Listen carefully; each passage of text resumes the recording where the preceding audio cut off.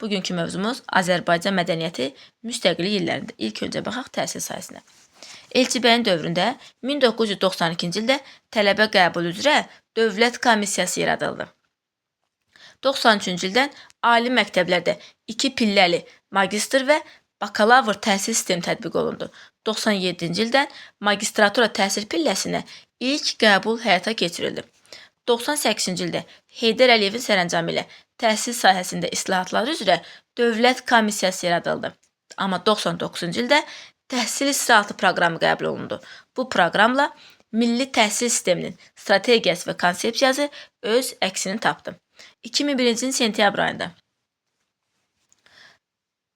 ali məktəblərdə əla qiymətlərlə oxuyan tələbələr üçün prezident təqaüdü təsis edildi 2001-ci ilin sentyabr ayında. Eyni ildə Respublikada ilk özəl ümumi təhsil məktəbi olan müasir təhsil kompleksi fəaliyyətə başlamışdı. 2001-ci ildə müasir təhsil kompleksi. 2009-cu ildə təhsil haqqında qanun qəbul edildi. Demək, 2009-cu ildə Milli Məclis təhsil haqqında qanun qəbul etdi. 2009-cu ildə. Bu qanunla müasir təhsilin qanunvericilik bazasının yaradılmasında və hüquqi təminatında mühüm rol oynadı. Beləliklə, qanuna əsasən dövlət, ümumi təhsil və peşə təhsili müəssisələrində təhsil alanlar dərsliklərlə və digər tədris vəsait ilə dövlət hesabına təmin olunurdu. 2009-cu il təhsil haqqında qanunla. 2004-cü ildə Heydər Əliyev fondu yaradıldı. Deməli, Azərbaycan dövləti müasir dövrdə məktəb şəbəkəsinin inkişaf etdirilməsinə, ixtisaslı kadrların hazırlanmasında xüsusi qayğı göstərirdi. Son 10 ildə dövlət büdcəsinin və 2004-cü ildə təsis olunmuş Heydər Əliyev fondunun maliyyə mənbələri hesabına çoxlu yeni məktəb binası inşa edilmiş və ya əsaslı şəkildə təmir olunmuşdu. Heydər Əliyev fonduna görə. Heydər Əliyev fondu yaradılmışdı 2004-cü ildə. Fonda sədrlik edir Mehriban xanım Əliyeva. Yaradılmasında məqsəd ulu öndərin xatirəsinə xalqımızın ehtiramını ifadə etmək, zəngin mənəvi irsini əks etdirməkdir. 2016-cı ildə prezidentin sərəncamı ilə TGTK bazasında 2016-cı ildə prezidentin sərəncamı ilə TGTK-nin bazasında Dövlət İmtahan Mərkəzi publik hüquqi şəxs yaradıldı. Yəni DİM, Dövlət İmtahan Mərkəzi. DİM yaradılıb 2016-cı ildə. Daha sonra 2001-ci il may ayının 15-də Heydər Əliyevin sərəncamı ilə Elmlər Akademiyamız Azərbaycan Milli Elmlər Akademiyası adlandırıldı. Deməli, Elmlər Akademiyamız yaradılıb 45-ci ilin martında, 2001-ci il may ayında isə Heydər Əliyevin sərəncamı ilə Elmlər Akademiyası Azərbaycan Milli Elmlər Akademiyası adlandırıldı.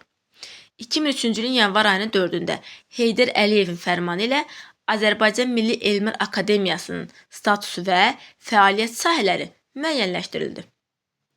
Ölkə üzrə bütün elmi müəssisələrin və ali məktəblərin elmi tədqiqat işlərinin əlaqələndirilməsi Azərbaycan Milli Elmlər Akademiyasına həvalə olundu. Bu fərmana uyğun olaraq Azərbaycan Respublikası üzrə elmi tədqiqatların əlaqələndirmə şurası yaradıldı. 2003-cü ilin yanvar ayının 4-də. Daha sonra İlham Əliyevin göstərişi ilə Azərbaycan Respublikasının Milli Ensiklopediyasının nəşri haqqında və Azərbaycan dilində latın qrafikası ilə kütləvi nəşrlərin həyata keçirilməsi haqqında sərəncam imzalandı 2004-cü ildə. Daha sonra 2016-cı ildə Milli Məclis elm haqqında qanun qəbul etdi. Deməli, 2009-cu ildə təhsil haqqında qanun, 2016-cı ildə isə elm haqqında qanun qəbul edilmişdi. Amma təhsil islahatı proqramı 99-cu ildə idi. 2013-cü ildə isə təhsilin inkişafı üzrə dövlət strategiyası tətbiq edilmişdi. Təhsilin inkişafı üzrə dövlət strategiyası. 2022-ci ilin sentyabr ayında Zəngilanın Ağalı kəndində müasir texnologiyalarla təchiz edilmiş məktəb istifadəyə verildi. 2022-ci ilin sentyabr ayında Zəngilan Ağalı kəndinə ilk köç 22-ci ilin iyul ayında idi. Amma məktəb 22-ci ilin sentyabr ayında.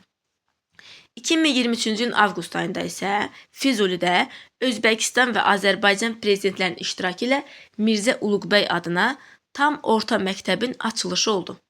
Bu məktəb Özbəkistan-Azərbaycan dostluğunun rəmzinə çevrilmişdi.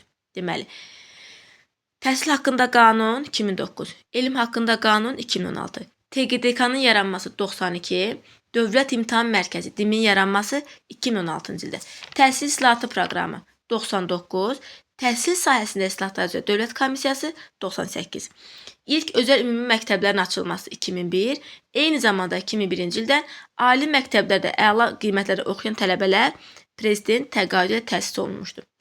Milli Elmlər Akademiyamız yaranmışdı 45 martı. Daha doğrusu Elmlər Akademiyamız 45 martı Milli Elmlər Akademiyası adlandırıldı 2001. 2003-cü ilin yanvar ayında isə Elmi Tədqiqatların Əlaqələndirmə Şurası yaradıldı. 2004-cü ildə isə İlham Əliyevin fərmanı ilə Latın dilində, Latın qrafikasında kütləvi nəşrlərin həyata keçirilməsi haqqında qərar qəbul edildi. Deməli, təhsil haqqında qanun 2009, elm haqqında qanun 2016-cı ildə. İndi baxaq incə sənətə. 1993-cü ildə Türksoy yaradıldı. Türksoy, Türk dilli dövlətlərin beynəlxalq təşkilatıdır. Təşkilatın Azərbaycanın beynəlxalq və regional mədəni inteqrasiyasının inkişafında mühüm xidmətləri olmuşdur. 2000-ci ildə UNESCO-nun iştirakı ilə Kitabi Dədə Qorqud dastanının 1300 illiyi qeyd edildi. Deməli, 2003-cü ildə Kitabi Dədə Qorqud dastanının 1300 illiyi qeyd edildi. 2009-cu ildən başlayaraq Qəbələdə Beynəlxalq Musiqi Festivalı, Bakıda isə Muğam Aləmi Beynəlxalq Muğam Festivalı keçirildi. Deməli, 2009-cu ildə Qəbələdə Musiqi Festivalı, Bakıda isə Muğam Aləmi Beynəlxalq Muğam Festivalı həyata keçirildi. 2011-ci ildə Avroviziya mahnı müsabiqəsində Azərbaycan musiqiçilərinin qalib gəlməsi növbəti müsabiqənin Bakıda keçirilməsinə şərait yaratdı. Deməli, 2011-ci ildə qalib gəldik, 2012-ci ildə Eurovision mahnı müsabiqəsi Bakıda həyata keçirildi. Deməli, 93 Türksoy, 2000-ci il Dədə Qorqud dastanı 1300 illiyi, 2009-cu il Qəbələdə Beynəlxalq Musiqi Festivalı, Bakıda isə Muğam Aləmi Beynəlxalq Muğam Festivalı keçirilmişdi. 2011-ci ildə qalib gəldik mahnı müsabiqəsində, 2012-ci ildə isə müsabiqə Azərbaycanda həyata keçirildi. Muğam sənətinin dünyaya tanıdılması sahəsində Heydər Əliyev Fondunun rəhbərliyi əvəzsizdir.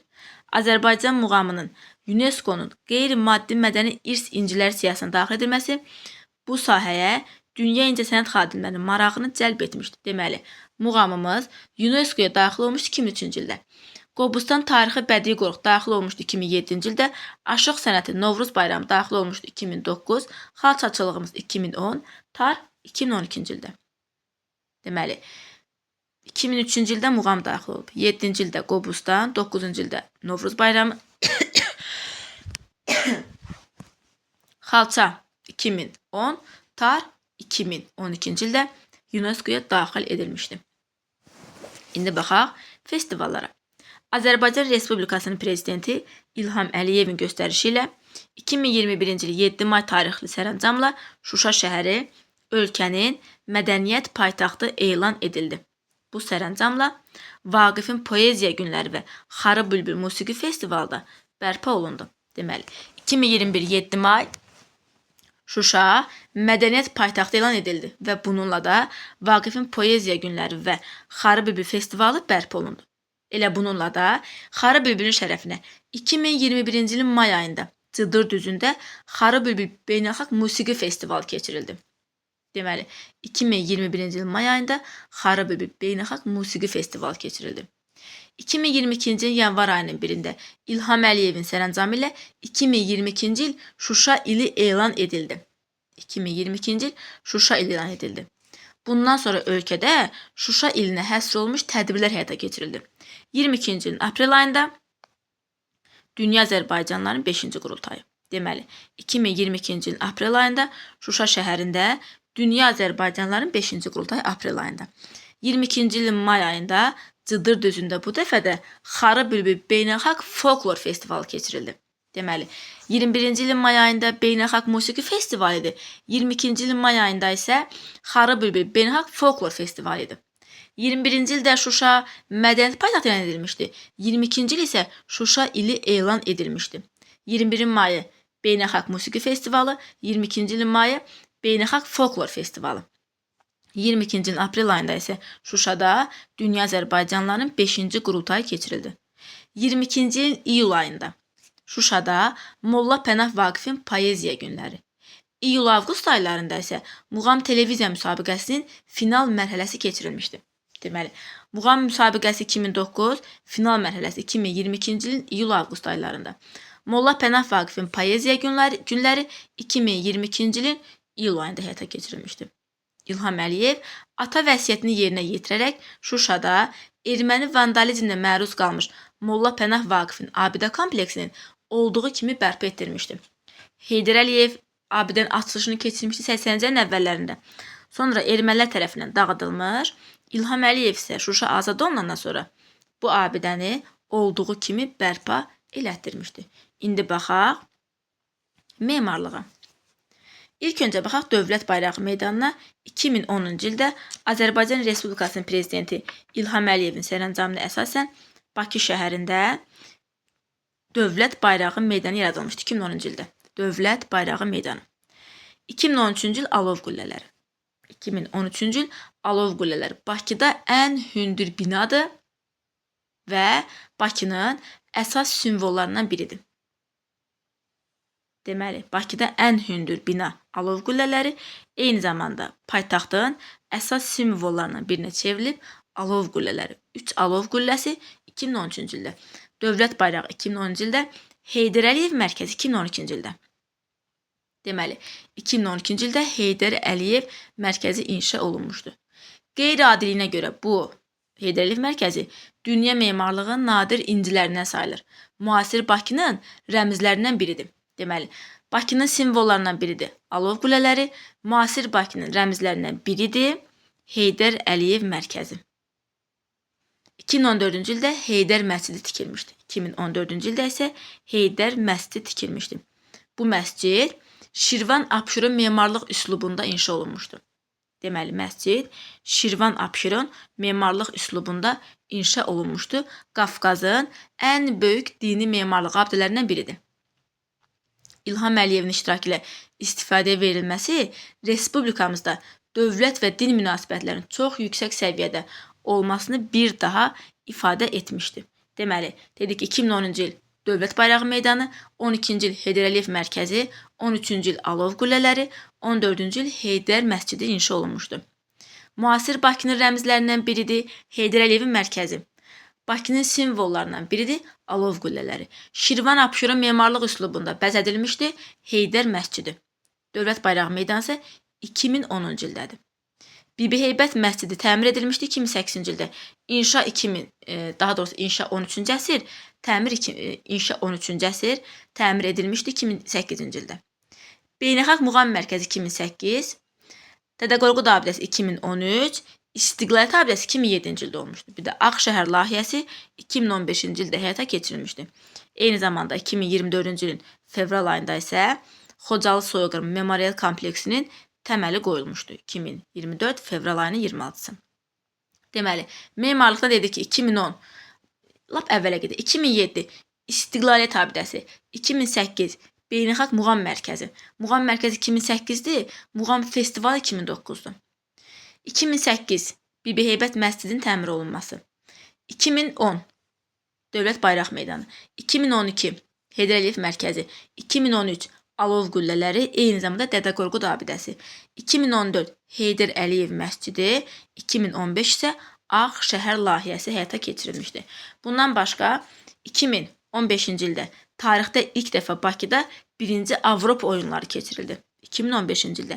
2017-ci ildə Bakıda 4-cü İslam həmrəlik oyunları həyata keçirildi.